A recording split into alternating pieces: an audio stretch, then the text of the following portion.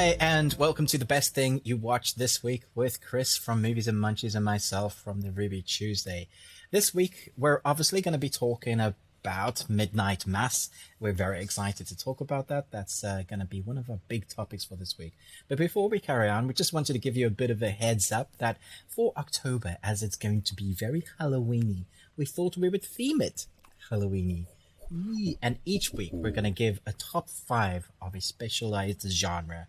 So listen out for that, hear out for that. However you're listening to this, if in the podcast, you will get your continued special at the end. If you're on the YouTube, welcome. Thank you for watching. I hope you find the YouTube month of October very exciting. We're excited to talk about some of our favorite scary, some of the worst horror films. We have a very interesting list. But for this week, coming back to this week, why don't we kick off with Midnight Mass? Chris, was it the worst thing you ever watched? Oh my goodness, Midnight Mass is just a train wreck of a show. No, I know, it's awful, right? Oh my goodness, yes. What is wrong with people? No, this... Okay, so we'll kick this right off that this is going to be a spoiler discussion. So just if you haven't seen Midnight Mass, you're going to want to just skip through in the video or the audio for a bit. So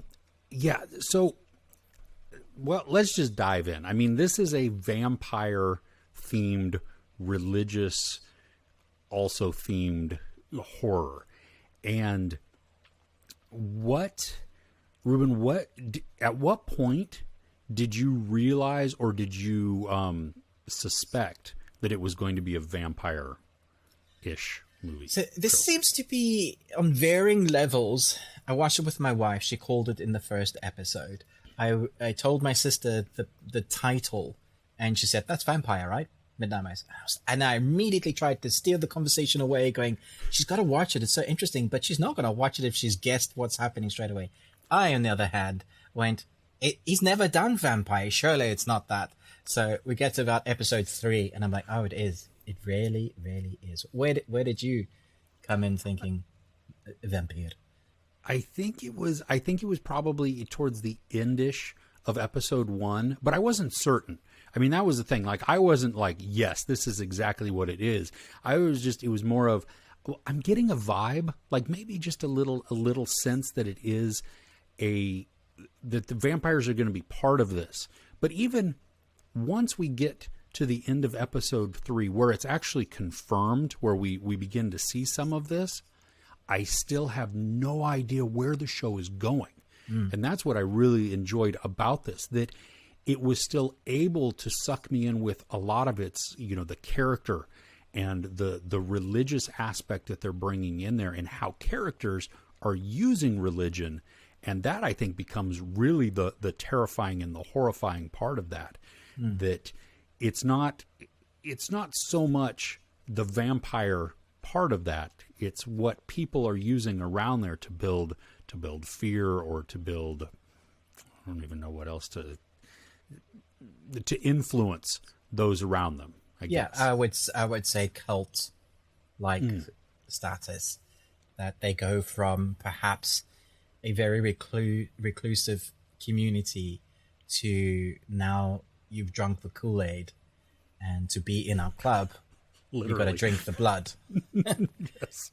And that it goes down a very dark path. You see it coming, and you still will them not to go down the path, because along the way you actually do like some of the characters.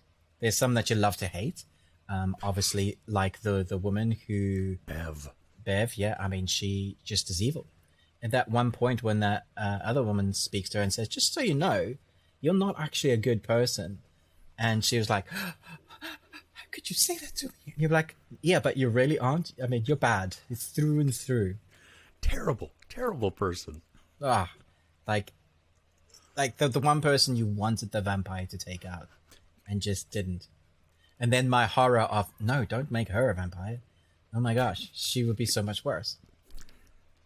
But I do like that she kind of gets her comeuppance. That there is a sense of justice for her that we as the audience get to experience. I mean, because she was the character that I loved to hate through this. I mean, I wanted very bad things to happen to her multiple times through the series, and that's even before I suspected her of killing the dog, which was terrible. And I honestly, like, from a piece of viewing, I didn't need to see that. I didn't need to watch the animal suffer like that. And it just, it was, that was a tough part. People die. Animals, man. Don't do that. Well, yeah, because they're pure of heart. They're innocent. Yeah. Yeah. The one character that I didn't expect to die was the son, who I thought was the protagonist. Riley. Riley. Yes. And so we follow his story and we see how he's haunted by this car crash. And I really thought that was going to come into play. I thought he was actually haunted, which is something that was keeping me at bay, thinking this is not just a vampire thing. That he's waking up, the camera is tilting so creative, like it just goes like, and you're like, oh no, it's there. I know it's coming, and then it's there. And you're like, that's still creepy, man. I don't like it. And you realize that every day of his life, he wakes up since the crash, seeing that ghost. From jail to home, he is being tortured. There's nobody else could punish him more than his mind is currently punishing him. So I thought maybe he was actually haunted. I guess we'll never know, because he was able to keep at bay the demon side of the vampire turning. The vampire obviously wanted to turn him. So because at one point you think, oh, is he just going to munch on the woman he loves? And in the meantime, he had a whole plan, and he knew that he couldn't hold it at bay for long enough to help people.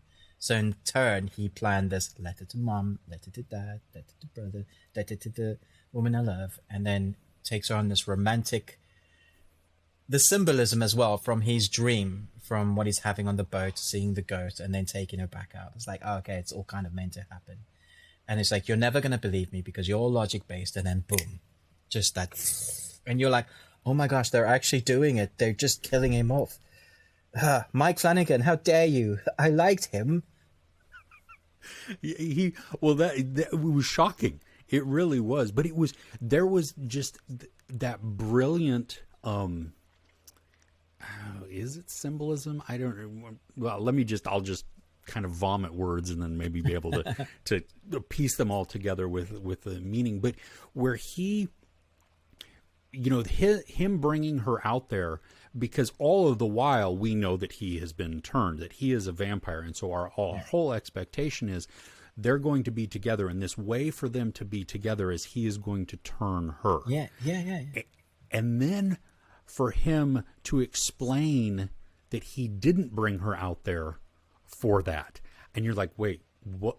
Oh my gosh. And then you realize that the light is creeping.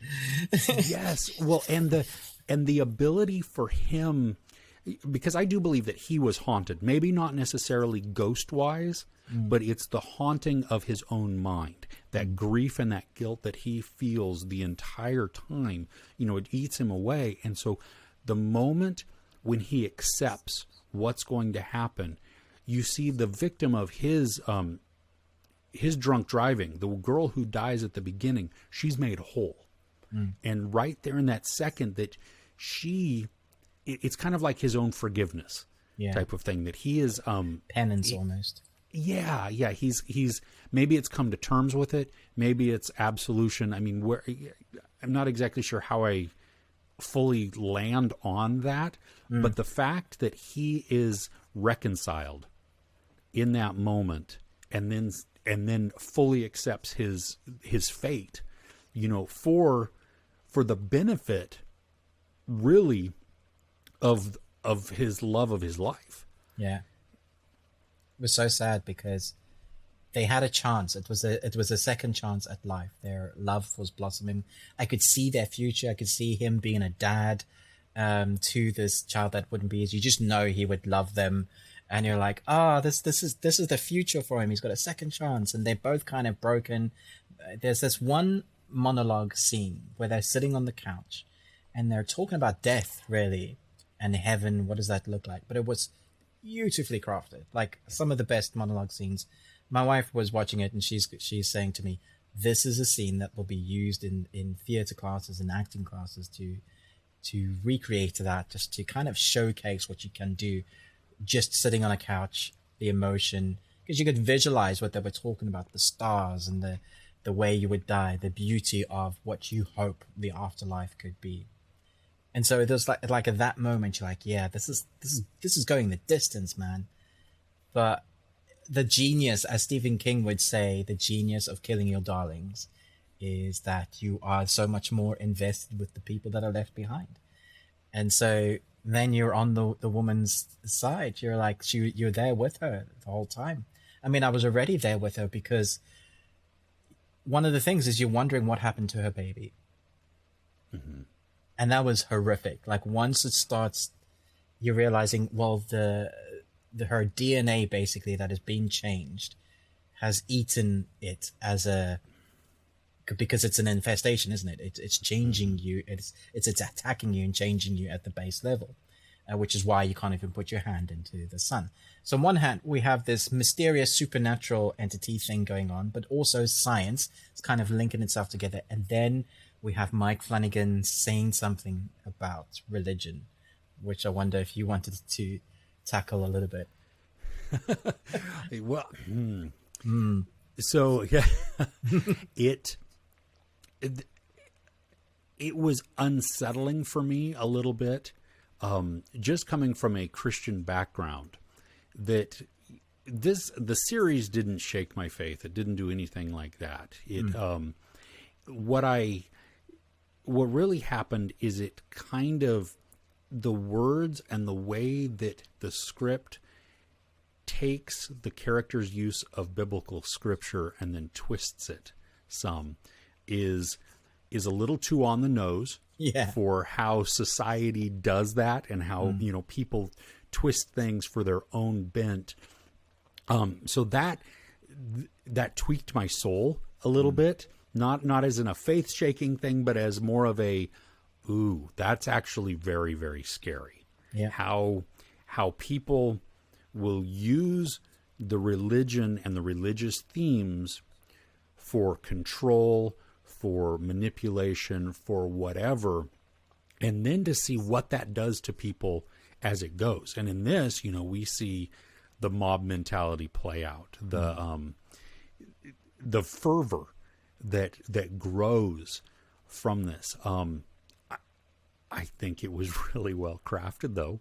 I mean, it's I can see how it will tweak a lot of people out and and turn them off from this, which fair enough. I'm not gonna, if you deal with your own spirit and stuff like that, how you view things. But for me, it was I was able to look at it almost from a critical eye of like, well, this is also how I view a lot of, self-professing Christians or believers or religious people, that you say this, but you use it like this.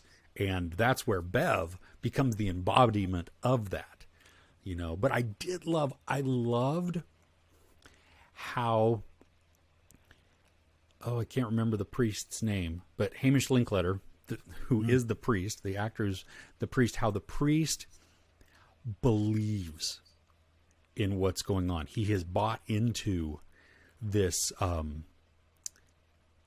redemption, this new life, whatever that is, from he calls the angel, which we know is just the creepy vampire, And so for him to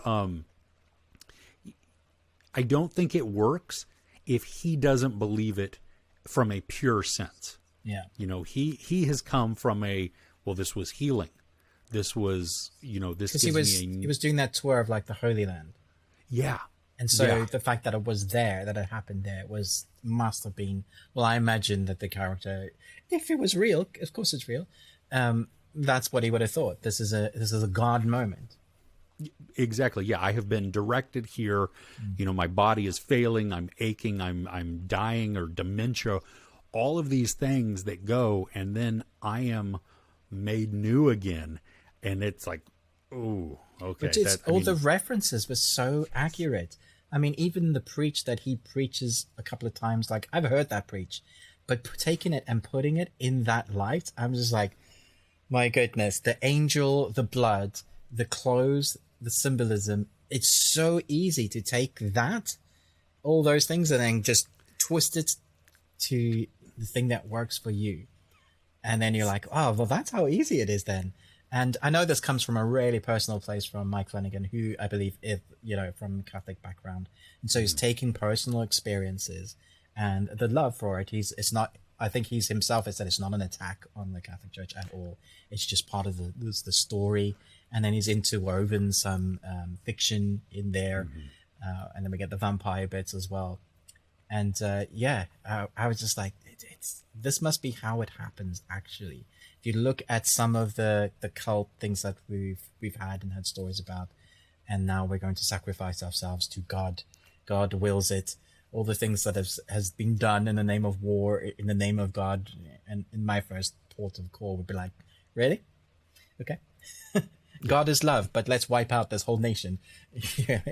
Yes.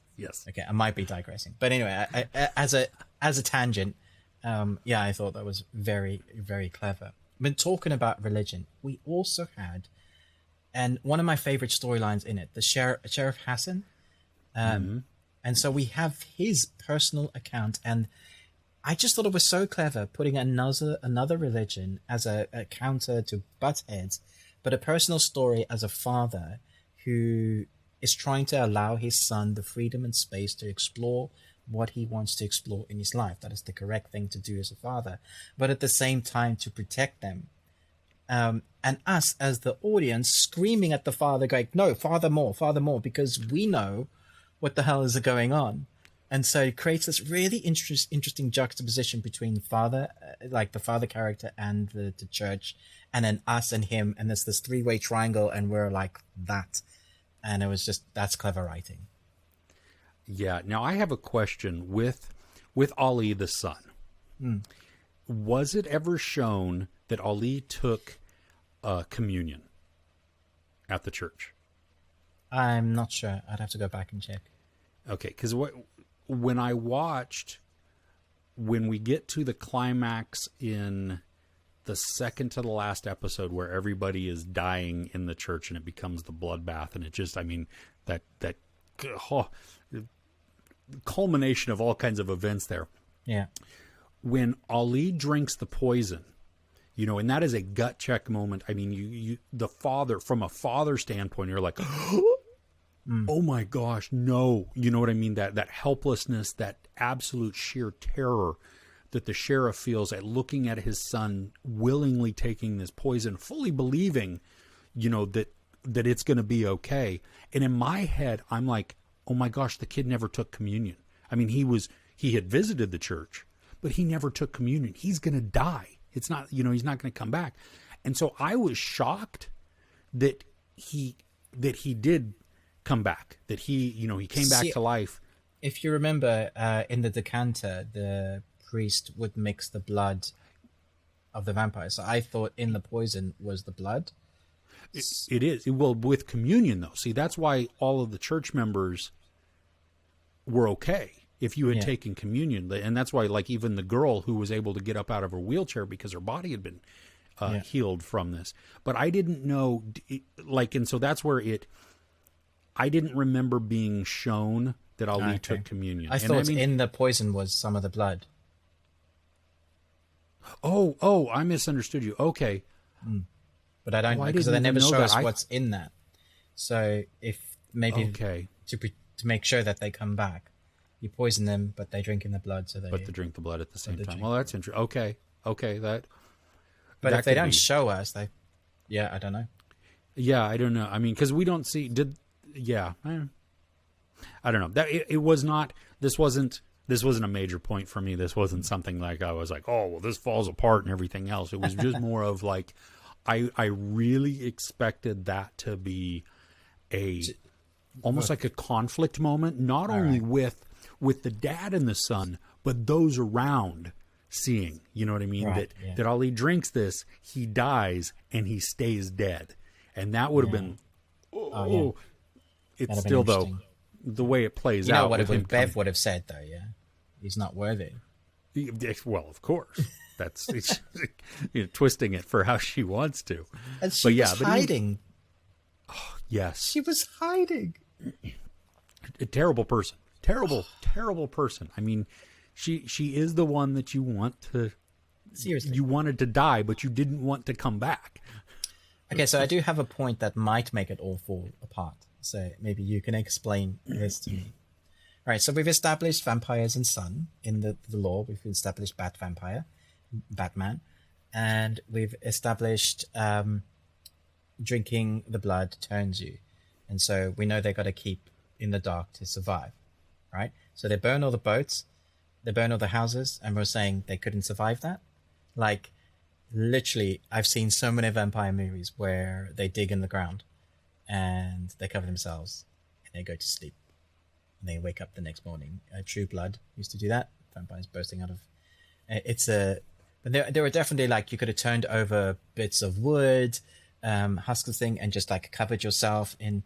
So my wife has an explanation of saying that the people at some point had realized what they had done. Waking up to the realization, even though they turned that they killed their neighbors and friends and children, and it was a way for them to stop what was happening. I guess you could explain it like that, but what do you think? Yeah, I can see that, and I can see that certainly in some of the characters, especially I don't remember his name, but he was kind of the he was Bev's second in command. He was the one who, him, yeah. And when he talks with the altar boy, yeah, at the end, and is like, yeah, I've done some bad things tonight too. They have this moment of regret, yeah, and I think you begin to see some of that go through. I think also when Henry Thomas and his wife start singing, and they're singing that hymn, and the whole town slowly joins in, I think at that moment, there is that, it might be a little convenient, sure, but it's an opportunity for them to all have this reckoning together, that they see what they have become and how maybe it doesn't line up with what they have said they believed all the way through. And so this is their opportunity to just accept it, to go. But we watch Bev furiously digging in the dirt or in the sand there to try and, and cover up, which I think also is very fitting because she was the one who was like, yes, burn the houses, burn them all, just desserts right there. But yeah, I do believe that it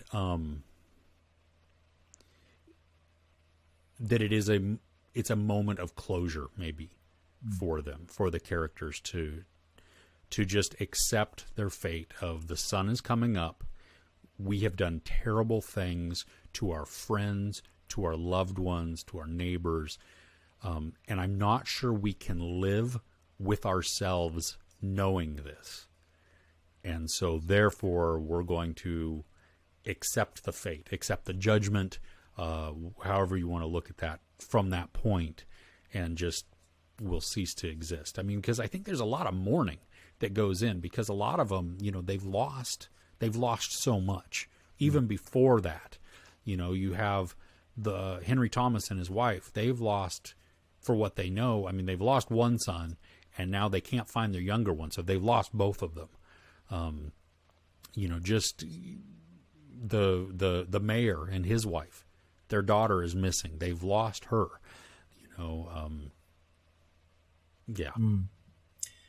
Okay, so right at the end, we have the two survivors. They're in the boat, and there's that line. She goes, I can't feel my legs. And so you think of that as the moment where the Dracula character has died, or that the power has come out of her. Because if you go back a few episodes, they talk about if you leave the blood long enough, if you don't have enough of it, it will go back to how it was. So in my thinking, that's what that means.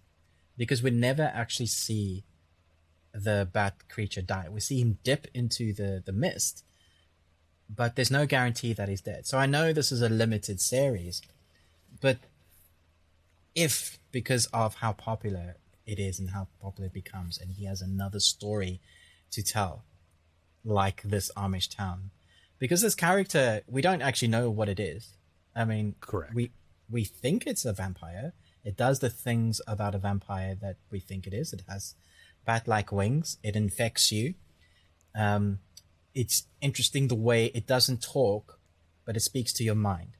Mm-hmm. So it has some sort of telekinesis. But it messes with religion. So it messes with you where you're at, the thing that it can twist your mind in. So it obviously got all the memories from this guy in that instant when he drank the priest's blood. He must have gained all the knowledge from the priest in that moment to understand how to manipulate him, to cut off everybody on the island, to make it sure that they infect themselves so he could make more. And I feel like his plan was to go off then from the island and infected more people. Like, so was he going to be the leader, or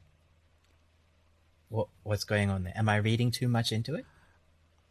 I can see the once the town is overtaken, once the island is overtaken, then them going out onto the mainland to spread this infection. I can definitely see that.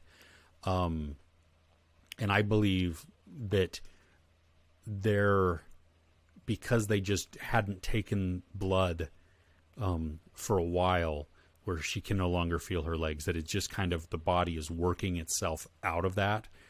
Because in this, even though I know that it's kind of vampiric lore in some movies or stories, that, you know, if you kill the main vampire, it takes care of everybody else. But that's never established in this. No. And so nothing's really established. Yeah, exactly. So I think we have to go more along the lines of, you know what, it was science based. Yeah. That, yeah, the body has rid itself of these impurities over time. But that leads me to the question: is it because the priest was drinking the blood regularly? But see, he had been turned also. How is he able to go out into the light? Yeah, it did seem like his transformation was slower. So he went from being really old to really young. But so he was fed on, but he didn't drink the blood. No, he did. That's how he came back. So in the cave, oh yes, yeah, it cut its. Yeah, it slit its wrist. And then he drank from that. So technically, the transformation goes at different times? Because it was days later until he couldn't. Suddenly he was back home. How long did it take him to get home? A couple of days, maybe a day. Even if it was a couple of days, he was there. You know what I mean? He's on the town for 1 to 2 days in the sun that we see him. Whereas the people at night, when they get that is a bit of a flaw. I'm not. Yeah, it's more of a question. I mean, it doesn't make me like the series any less. It's just it's really, I was like, well, how did he survive for so long? Yeah, did I miss something? Is there, or is it just maybe? Well, that was just. We're going to gloss over that a little bit just for the. I mean, it is story. A series I wouldn't mind watching again.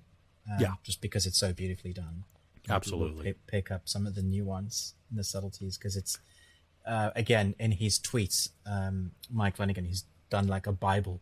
It's so long. He's got like paragraphs of like what like it means to him, and so he was really talking about it. And one of the things he speaks about there is just how much detail they painstakingly went into for like every scene to make sure that that was his vision.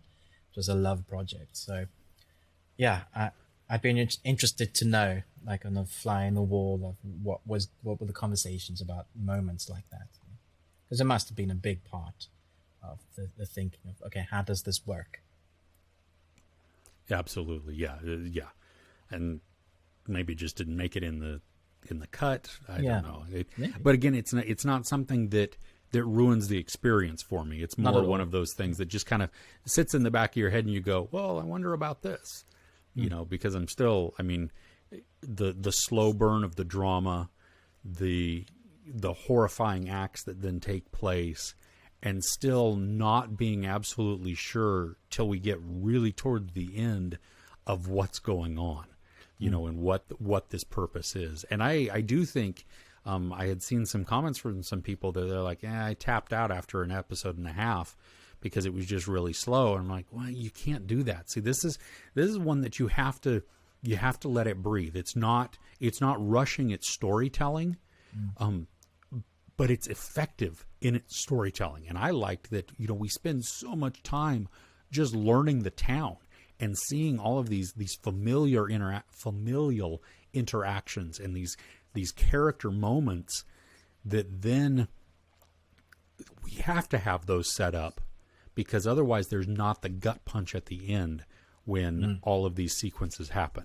You know, if they're just people and they just become vampires or they just turn, it's like, okay, there's no emotional, you know, any emotional weight to that, to any of the sacrifices or the fear or anything else that happens.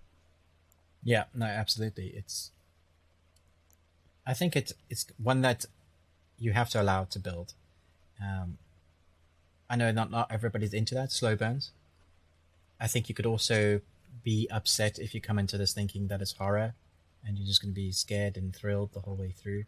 I think it has horrifying moments, and I think there's a tone of scariness there the whole time. It keeps you on edge. But like Mike Flanagan he's quite diverse in his portfolio when it comes to this sort of work, going from The Haunting of Hill House to Bly Manor, two very different stories, very different feels to them. Very. One very scary, one tragic. Like it just feels like a tragedy. Yeah, I'm very interested to see what else he does in the future, because he goes from strength to strength, I think. Absolutely. And it's fun to watch him just craft these new, I mean, he's making himself almost this horror universe that aren't necessarily tied together, you know, so yeah, I am like you, very intrigued on what his next project will be, where he's going, you know, and all the while still trying to tamper my expectations so that they don't exceed, you know, and become unrealistic for what somebody might be able to produce. So I think we should move on, because we've loved on this Midnight Mass for half an hour. Yes. All right. What do you have as the best thing you watch? What's one of the things on your list? Okay, so I have three things. There's Wolfboy and the Everything Factory, Foundation, and superhero story. Doom Patrol. Gosh, my brain. Doom Patrol season 3. Okay. Pick one. Let's do Wolfboy. I don't know anything about that. Tell me about this. This is an Apple original animated series. It's got 10 episodes, and it's definitely aimed at a young demographic. It follows Wolfboy as he discovers a strange realm at the center of the earth where fantastical beings create things for the world above. So at the outset, you could go into this thinking this is very young. Some of the voice work feels like you would be watching an episode of Dora the Explorer.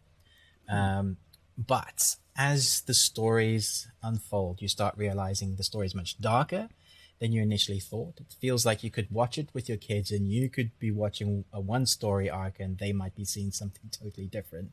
There are references to things going on that I don't think all young people will understand, and adults again will understand. So very similar to Pixar. The story itself is very intriguing, because the more you watch, you realize it has a message of the day, like the moral of the story. You will learn something, your character will learn something. It will teach kids about bullying. It teaches tackling things like death and sorrow, just about life things, but in a really very visual, bright colors. Like imagine very bright color series, like very similar to that Netflix series we watched recently with the unicorns. Oh, Centaur World? Centaur World, yeah. Okay. So it's got imagination like that. Every episode kind of takes you to a new location at the center of the earth. The premise is there's these sprites that control everything from your mind, like creating mind stuff, to creating clouds, like everything you can imagine. It's the imagination factory, and they're there. But there is a prophecy that this boy has more to him than meets the eye, and the Wizard of the Day, who is voiced by, which had me intrigued, Joseph Gordon-Levitt, and Really? I didn't recognize it was him at all until I was doing some research on this, and then I realized it was from the imagination of his company, Hit Record. I don't know if you know about that. Oh, Hit Record. Yeah. Hit yeah. Record, yeah. And so it's spawned out of that. And so you have really creative people behind the process, people that are like the animation people that did Kung Fu Panda. And so there's this great talented team behind. And the more you watch, the more intrigued you get into the story. And then when you hit those last couple of episodes, you're like, why are you leaving it like that? How dare you? It's one of those that you just really want to know what's going on next. I think it's absolutely perfect for family viewing. Young families are going to love this. I think people that love to watch animated shows and unashamedly, going, yeah, I'm 40 something. I get these on my reviews, but I love animation. There's something that you can do with animation that you can't do with live action. There's a lot of maybe sometimes nuances that you can visually show through the bursting of whatever's coming out of your mind, to emotional moments that you can literally show in color or in weird creations. And that has it here in spades. So it was just one of those animations that you start off watching because I'm reviewing it, and then you're like, wait a minute, this is actually pretty good. And then you're like, oh, that's way darker than I expected, but in a very subtle way. I was pleasantly surprised with this. Nice. Now, is it a weekly release, or did they release? I believe all the they episodes? released all 10, so you don't have to wait Okay. weekly. They just jumped it on. I think that's right. And are they like 30-ish minute episodes, or are they? They're 25 minutes Okay. a piece. Okay. And as far as I know, there's nothing at the end of the credits. So you don't have to watch. You can just like click over to the Click next. over next episode. Keep binging, right? Yeah. Yeah, they're all out now. Okay. Yeah. That sounds like fun. It's really fun. Yeah. I think that was a nice little find. Right on. Well, So that's what's on your list, Chris? top of my list is Intrusion on Netflix. No, I am kidding. That is a terrible movie, and nobody should watch it. It was horrible. My heart just broke a little bit. Sorry, I couldn't help that. No, you know what? I binged a series yesterday called Ganglands. I'm so glad you brought this up. Great. Okay. Yeah, it's a French / Belgian crime drama that is based off of some characters from a movie from several years ago from the creator. From the same name? Seen. Yeah, well, not in English. It translates different in English, but it was basically the same word in well, I'm not sure if it's French or Flemish. Yeah. The series is kind of a mixed bag for me, but I think if you enjoy Snabba-Cash, it was a that's a movie series and then a series also, and Gangs of London. This is a light mix of those. Now, I still think that if you don't go in thinking Gangs of London, that is a brilliant show. That's an incredible show. Just, oh my goodness, I love that. But this one, it's I was surprised by the amount of fun I had with it and how invested in the characters I got, despite all of the conveniences and the coincidences that you have to accept that go in to this story that's being told. I mean, it really is like Alexander in the Very Horrible, No Good, Very Bad Day. Yeah, great title. Yeah, exactly. you have these characters who then, because of a decision they make, it causes turmoil, and they get in trouble with another group. And so somebody has to come in to help them get out of that. But in the course of that, more dominoes fall, and now the people that came in to help are caught up in the turmoil as well, and there's new turmoil, and then you have, family from over here and bad guy from over here who are infighting and having their own drama, and they're not innocent bystanders by any means. They got themselves involved in this, but now they're tied up in the entire thing as well. And I think it grew on me the more I watched. I enjoyed some of the action. I think some of the action was done really well.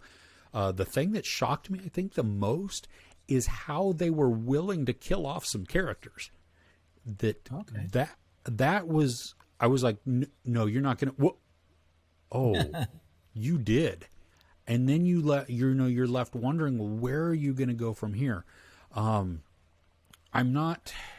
was a point where I thought the show was ending, and then it continued on. So like I enjoy, overall I enjoyed it. I had a lot of fun with it, but it's not something that I'm like, break down the walls to binge again. But that being said, I'm on board for a second season. I want to see, more of this, because the characters are flawed, like to such a degree that I want to watch more of them, and I want to see what else happens with them. I hope, though, that it doesn't become, if they do a second season, that it's not the same just massive set of coincidences that go in. That let's just, maybe either take them off on a different story arc, or I don't know. I don't know exactly what I expect, but it did surprise me to a degree. So if you haven't seen it, it's on Netflix. It's 6 episodes, like 45 minutes each. Definitely bingeable. I would say good for a casual watch, but if you're not a Flemish or French native speaker, then it's not that casual, because you have to pay attention to the subtitles. I did not turn on the dubbing to see how that was, but I'm pretty anti-dubbing anyway, so I'm not sure it would be very good. So I watched the first episode and a half this morning, so I haven't finished it. But I have to say, I was hooked on episode 1. I was into the characters. I was emotionally engaged with the characters, even though they were making stupid decisions. Like, I felt there's one group of characters that are professional, and I was like, dang, they know what they're doing. And there's another group of younger, not so professional, that, dang, they don't know what they're doing. And then, like you said, there's like coincidences to continue the story, even in the first episode. So there's a moment that basically messes them up because a character leaves something behind at a scene. I was just like, really? That's the thing that's going to get you in trouble? I know you're bad at what you're doing right now, but it's really... and it's so obvious. It's so obvious. Yeah. Like, we know where that's going to end up. But I really like some of the characters. One of the main protagonists, who's the leader of this really professional group, who is tormented by a thing that he's done in his past or been a part of. And like, I really like that. You see, and the family like just doesn't like him, but now the family has to incorporate him because their worlds have collided. And you see how, people not normally in those worlds are incorporated into that. And you're like, but you just got to do what you got to do to protect your family, man. So that all of your morals are suddenly out of the window. Yeah, do what you got to do. I want my family protected. Doing very well not to do spoilers here. And then there were characters I just liked. I knew they were going to get themselves into trouble. I knew that they were just like, you're going to make bad decisions, but I really like you. I like, and yeah, I'm probably going to die for sure. But I was surprised at how much I enjoyed what I've seen of it. Does it finish on a cliffhanger then, considering you were saying that it might have a second season? Was it a contained story, but they leave it a little bit? It's not a cliffhanger, but I don't feel that it's resolved. Right. Like, okay. that it... it honestly, it like I want them to have a second season fairly quickly because I want to continue the momentum that was being built. They did do a whole fade to black screen, and then several months later, that's how they end the series or the season. But there's a lot of story potential there, and things are not wrapped up. I mean, you have some closure to certain things, but the majority is still wide open, I think. Okay. Well, I watched Doom Patrol Season 3. Warner Brothers sent me the first half, so the first 5 episodes. I believe the first 3 episodes dropped on HBO Max. It wasn't an original on HBO Max, but, just like HBO's buying everything and under that Warner and umbrella, it's there now.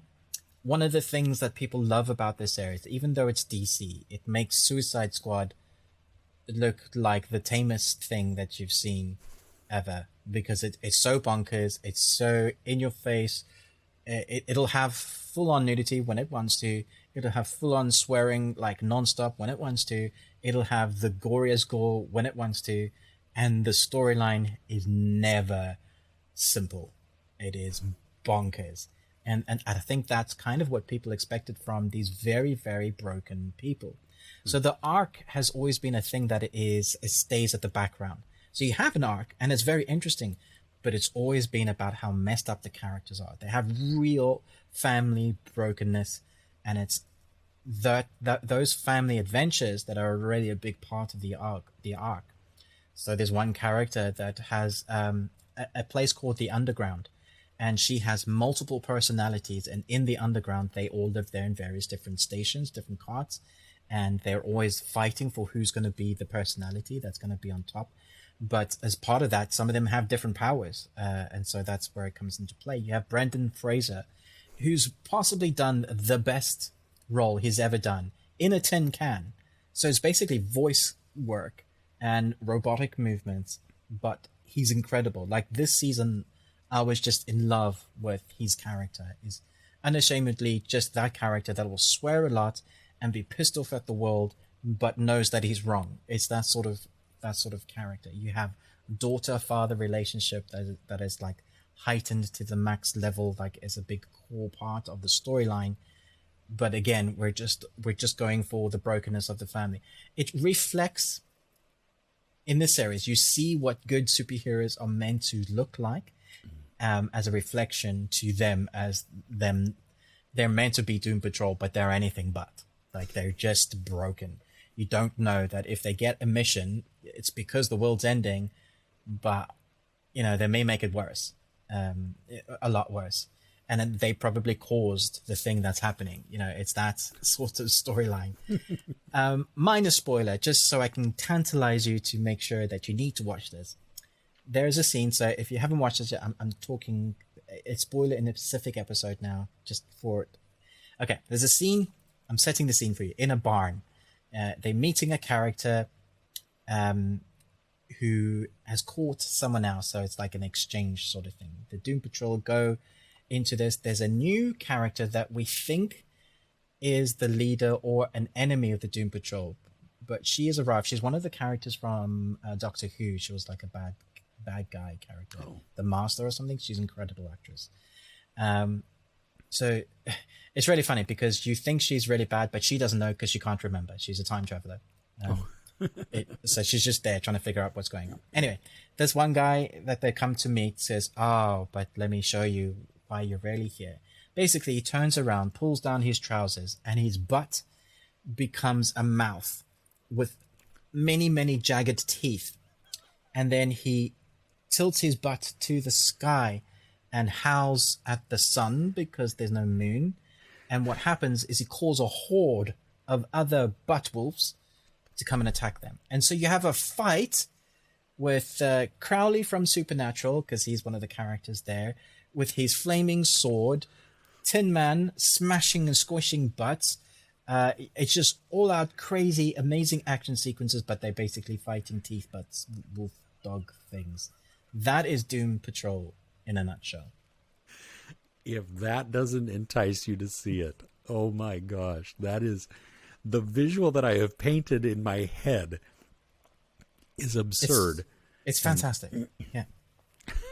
You have to watch the show. It's so good. I started to watch it when it was on DC Universe. And so I think I watched like the first half of season 1, or maybe the majority of season 1. And then just fell off. Yeah, because there's so much to watch all the time. Yeah. But... yeah, I'll have to hop on because they're all on HBO Max now. Yeah. And binge that. Yeah. Well. You might need to watch something normal afterwards. Something really drab. Well, I do remember the randomness of it, and that was part of the appeal for the show itself, is that it took itself seriously, but not seriously enough. And so you could have, they could have a lot of fun with the scenarios and the situations that they put their characters in. They could create some real peril, but also there's still that absurdity that is going it's up all about and how down within there. It's like self-reflection, how they learn to grow up, but in that self-reflection, the situation then that they find themselves in is in somebody's mind that is made up of clowns. It's just bonkers. Yeah. Outstanding. All right. So what else have you got on your list? This it came out in theaters and then it was on Netflix. I think it premiered at TIFF this week, and it surprised me. Now, it's not getting it wasn't getting as great reviews from a lot of people, but I think you saw it, The Starling, with Melissa McCarthy and Chris O'Dowd, and it surprised me, really. I mean, it was we've talked about this before with Melissa McCarthy, just when she goes into these dramatic roles, that she still is able to do some comedy. But she was broken and she was grieving in this. And the story itself is just sad that you have her and Chris O'Dowd as a couple who have suffered a great loss in their life. And they're both dealing with grief in their own way, and they're on separate journeys. And you hope that at some point they're going to find their way back to each other. So you have Chris O'Dowd, who's just he's finding refuge and trying to get help inside a mental facility where he can talk to patients, or at least just get meds, sit in group. And there are some powerful moments with him dealing with some of his grief as he they're outside during this one family day or something like that, and he incredible scene. Yeah. It was heartbreaking. He takes part to play with some kids that had invited him to play in this, but he takes it over, and he just, and you see in this moment all of this grief and this anger and everything building up within, and he's not taking it out necessarily on the kids, but it's bubbling over and it's scaring people and everything. It was really good. And it was a great performance that moment. Yeah. Kevin Kline is in this also as a former psychologist turned veterinarian, and just he's dryly funny, which I think he always is, and that's just his delivery. He and Melissa McCarthy, their interactions worked really well. It was touching. There was wisdom imparted, and some humor. And so the whole thing. It's not a perfect movie. I think the CGI of some of the bird, because he has the reason for the Starling is we find out it's a territorial bird, and it has made its nest in Melissa McCarthy's yard, and so anytime she goes out there, it attacks her. It's not having any of it. No, it makes for some funny moments in there. And I think the levity is needed to break up a little bit of the sadness that is permeating, but it also that provides the moments for Melissa McCarthy's character to grow and to work through some of her own grief, her own anger, her own issues, especially when she has that interaction with the bird at one moment, and her action does not lead to she meant it and she didn't, all at the exact same time. And so she had this instant moment of regret, and just we watch that progression of her then having to deal with the aftermath and working through that, which then is really mirroring and really facilitating her own growth and her own reconciliation with her own grief. Yeah. The Kevin Kline character, I really wanted to know more about, because I felt like they had touched on his brokenness as well. There's a reason why he's a veterinarian and went from being, a psychologist or working with people to working with animals. And you see his massive reluctance to even wanting to work with Melissa Gother's character.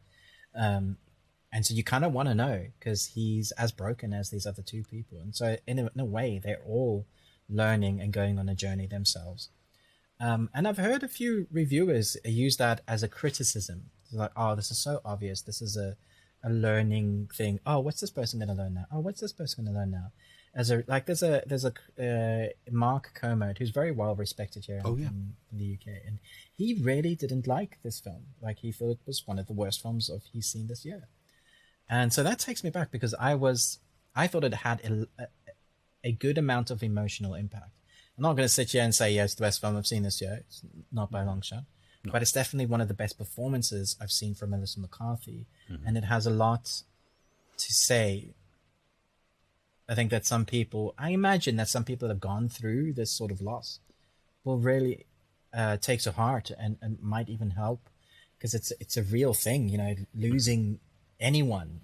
And the way that people react is so different. So it might give people just the knowledge of, it's okay for me to act like this because that's how my body's dealing with it. Her husband needs medication. He needs to be surrounded by people and help. She needs to be alone and in her mind and deal with the stress that way. And so I think it shines a light at how we all deal with grief.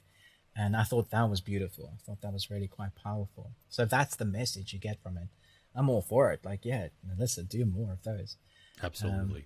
And she's perfect in 9 Perfect Strangers, right? So good. Yes. Yeah. She is so great in that show. Oh, man. So what I had last was Foundation. I know I've been hinting at this for a few weeks. And the response has been mixed.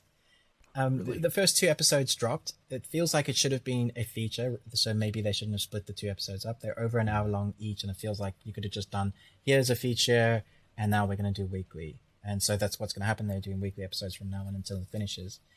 I would say that I can understand that some people might say this is boring because it's very slow, monologue heavy, but visually, I just thought, it's on par with some of the sets that you get on Game of Thrones and Dune.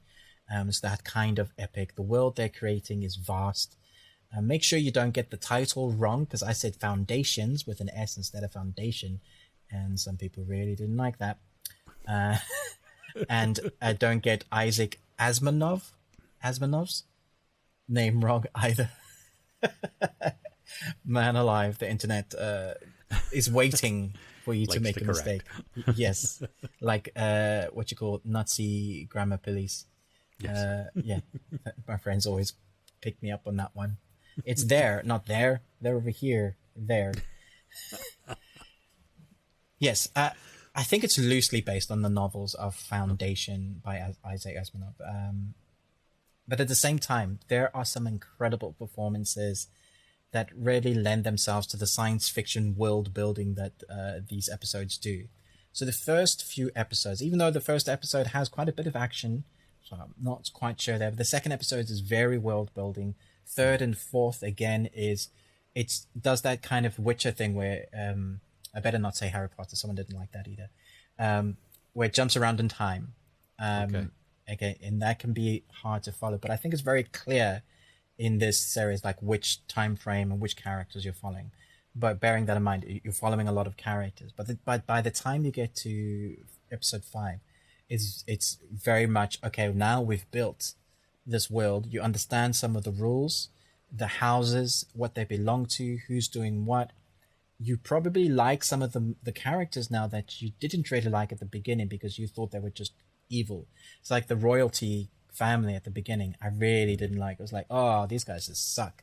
But by the time you get to episode 5, you kind of see why they suck. And so you feel for them. And then you you think you know who the protagonists are or the good guys are, and it kind of switches that up as well. So episode 5 is you've got a bunch of questions, and then it kind of gets more into the arc, moves forward from like halfway through. And I was just like, yeah, man, this is great. This is really fun. If you like big Odyssey, epic sci-fi, this should be your jam. It should be on your list. It's not going to be everybody's cup of tea, and it's incredibly hard to take a work that's this complex and make something coherent out of it. I think they've done a fairly good job. Right on. Well, do you think that the series itself might be better served if like people waited until maybe episode 5 was out so that they could then binge? So because you know, because you got to review it early, you got the opportunity to see it not play out week by week. And I agree. Yeah. Okay. Yeah, because you know, sometimes shows, they do take a while to grow on you. But I think sometimes the downside of the weekly part of that is that if you haven't gotten to maybe a meat part of it, you know, and you expect me to watch over several weeks, I may wane or fall off because I don't know why I'm watching. You know, I'm intrigued by it. It doesn't mean I don't like it, but it's hard to go back to. And I think this sounds absolutely. Okay. I kind of wish this was a Netflix original because you could binge watch it. You know, 2 or 3 nights, you'll be done. I would say you feel like it's really long, and maybe those first 2 episodes, you're like, wow, I'm not going to be able to watch all of this in one go. But then the 3rd episode drops back down to 45 minutes. It's kind of standard runtime. And you just kind of fly through the episodes. Well, I did. So obviously my cup of tea. I've changed my rating system from letters to how many Nicolas Cages do you get. So now that's a thing. So I think I gave it 4 Nicolas Cages out of 5. Well, Nicolas Cage from what movie? Yeah, well, this is the thing. The rating system is terrible mental at 1 and leaving Las Vegas at 5. Okay. So you Face Off in 3. I don't know. Oh, the Face Off is brilliant. I love it. Face Off. Yeah. Oh goodness. All right. Well, we're coming up to long, so let me. I'm going to hit one last thing really quickly, and this is on. I think we have a theme going through this where we find some terrible stuff that you may or may not want to watch. Oh no! What have you watched? Oh goodness. Okay, so my daughter-in-law turned me on to this.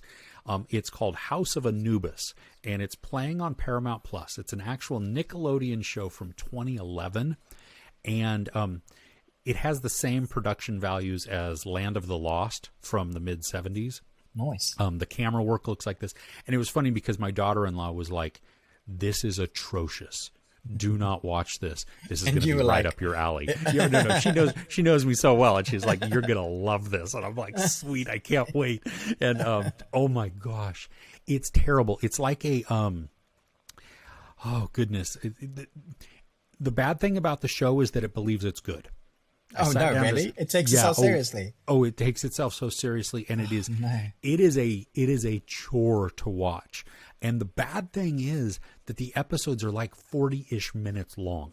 Seriously. And oh yeah, no, it's way too long. Oh, is it like a Harry Potter sort of thing? It's kind of like a Harry Potter. They make Harry Potter jokes. They make Twilight jokes.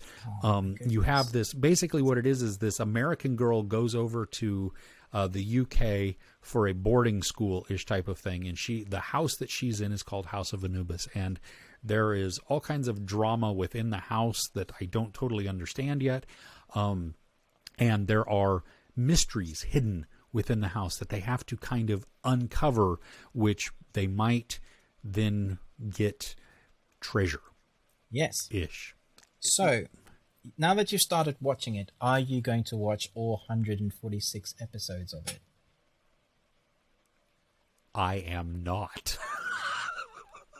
Did you know that there were that many? I what is wrong with people? What? No, I am not. Oh my goodness. 146 episodes. That is, well, because it was only like 3 years, wasn't it? That's a lot of episodes. That's a lot. That is no.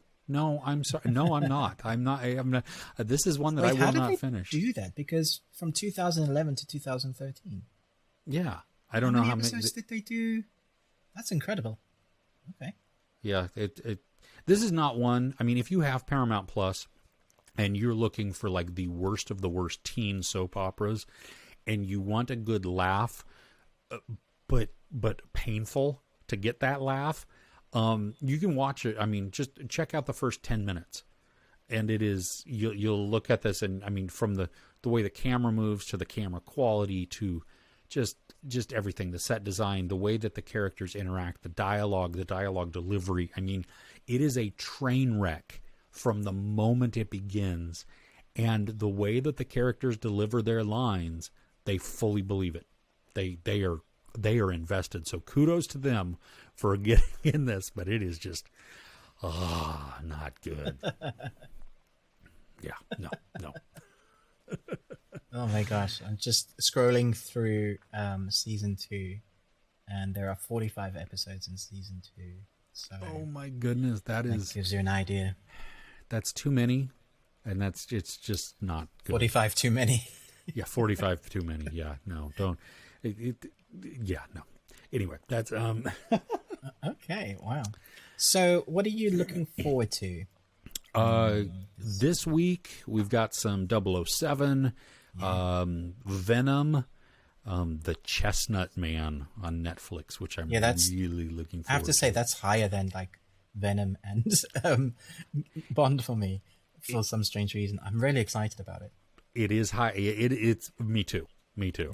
And then The Guilty, which I'm hesitant on this. This is the Jake Gyllenhaal one that is the remake of the 2018 Danish film. Yes.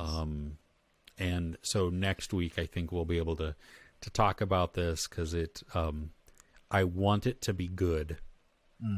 I'm curious if it will be, especially knowing how good the original was. Yeah. I've got some anime I'm very excited about coming this week, including the ones you've said. There is No One Gets Out Alive, I think, which looks interesting. That's not anime, just a horror film. That horror, yes. Yeah.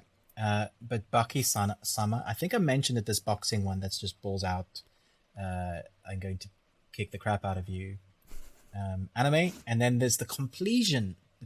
That's not a word. Completion to the 7 Deadly Sins anime. It's the film that's finally going to complete the 6th series. I think fans are really excited about that. We had the last few episodes of the final episodes seasons dropped this week, and then they're going to finish the story. Hopefully, I don't know that you can finish anime very well. It's very hard to do, to wrap everything up. But maybe they'll put the characters in a place where it's satisfying enough. Fingers crossed. I don't know that is quite possible. We will see. And I don't know if you've ever watched... well, you must have. There is a South African director who wanted to direct an Aliens movie, never got to, but does sci-fi films. Neil Blomkamp. Yeah. Have you heard of him? He does. I think I've heard of him. Yeah. Yeah. He did District 9, Elysium. Yeah. So Netflix is, I presume it probably is UK and US, bringing out Oat Studios. Yes. Season 1. They're putting that on the platform. I'm excited. I've seen it already because it's all on YouTube. Okay. Maybe they're taking it off and they've got the rights to it. But I'm excited for more people to see it, because the more people that see his work means that we have a chance of getting more work from him, which means that we might finally get a sequel to District 9, because they left that on massive cliffhanger, or that we might finally see him do an Aliens movie. Now, if you go and watch Oat Studios, there are shorts. Some of them are 45 minutes long. Some of them are 2 minutes long. But they are so creative, and they did it with such a small budget. You'll be blown away with what they... Small guys in the warehouse, probably like 6 to 10 man team max. And what they create is incredible. They had people on there like Sigourney Weaver doing some of the shorts, like A-listers that just want to be involved with him because they know what he can do. Nice. He did some stuff like on Steam. He put a whole bunch of the back end creative stuff for you to buy for free, like at a really low cost. So some of the stuff, the blender mechanics of how he made his characters move. So if you want to try and take some of that stuff and work with it, he did that creatively. He's just trying to allow people the freedom and space to be able to use his stuff, which I think is great. That is. It helps that he's South African, so maybe a little bit biased towards him that way, but yeah. So we're looking forward to all of that. Nice. All right. Well, I think we've reached probably the end of our video portion of this. If you want to check out the bonus audio, you can head over to Spotify and listen to the podcast of the best thing we watched this week. Just as a reminder, though, coming up for the entire month of October, we are doing our top 5 horrors, and kicking it off the first weekend in October, it is our top 5, our personal favorites, or maybe even scariest horrors. And so that, looking forward to what we each bring to this. Knowing that how much you love horror movies. This is going to be an interesting month. It's going to be great. So we're going to have a lot of fun. Hope you all join us for that. As always, thank you so much for tuning in to and watching us on the best thing we watched this week. We want to know, what's the best thing that you watched? What are you currently binging? What are you looking forward to? What did we talk about in here that you agree or disagree with? There has been a lot of content, discussed. Stay away from House of Anubis unless you like trash, and then totally binge that. All 100 and something episodes of it. But, check out Ruben at the Ruby Tuesday. Me, I'm Chris with Movies and Munchies, and we will see you next time. Take care.